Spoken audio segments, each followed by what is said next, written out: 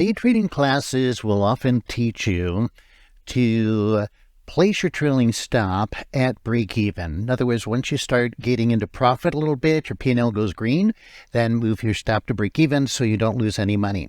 That, my dear friends, is a horrible idea. It was never good. Most day trading classes are out of date anyway. They're not keeping up with the market and how it's constantly changed. I've been trading for over 50 years, and I constantly adapt my trading strategies to what is working in the current market conditions. But with the advent of high-frequency trading, algos, quants, dark pools, all those sorts of things, traditional technical analysis doesn't really work anymore because those things did not exist when traditional technical analysis was created. So today we're going to focus on just this one factor generally taught in day trading courses about moving your stops to break even and why it's such a horrible idea. It makes it very hard for you to make money. Oh, by the way, if you want a free day trading class, go to a day trading class that I have. Stumble over my words there.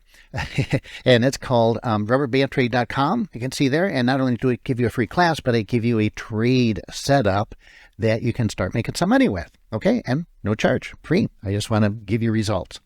Okay, so let's talk about this topic now of not moving your stop to break even.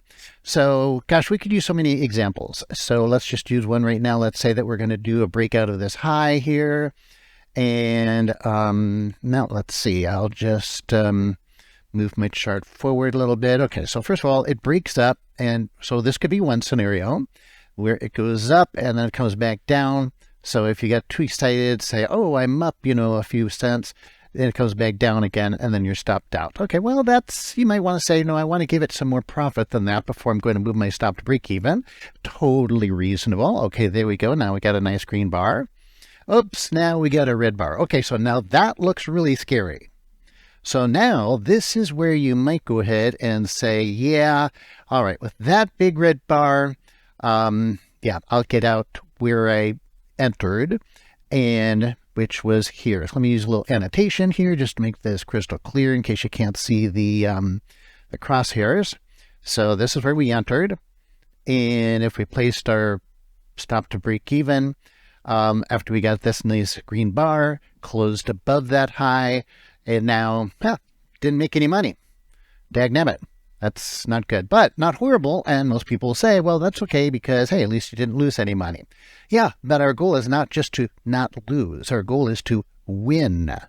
And so then let's continue on and see what happened. Actually, let me activate the chart again so I can go forward bar by bar. All right, it just hangs around there and now boom. Oh, another green bar.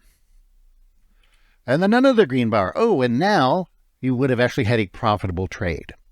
So that's the problem. To bottom line this puppy for you, if you place your stop to break even after the market's moved a little bit in your direction, the markets have a noise to them. You probably heard of the noise signal ratio.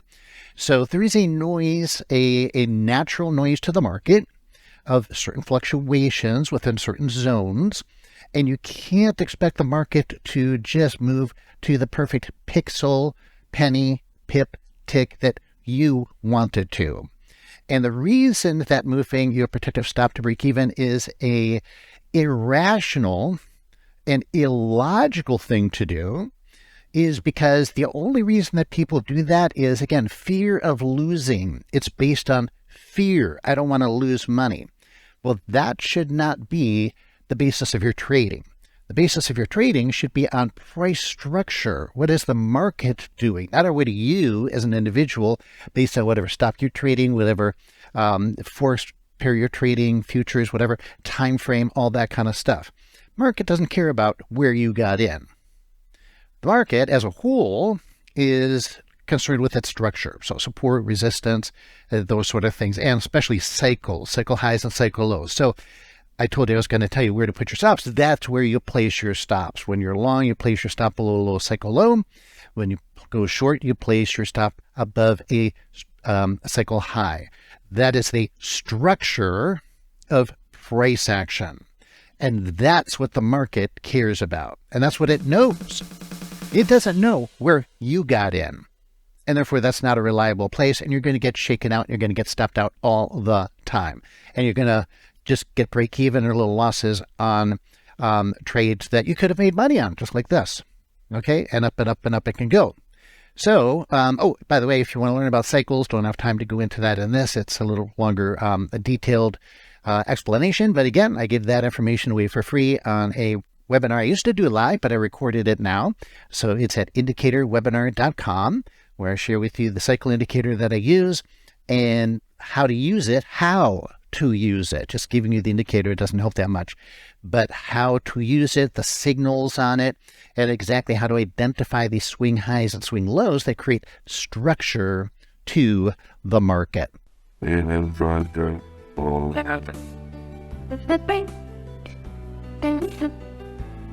What is that?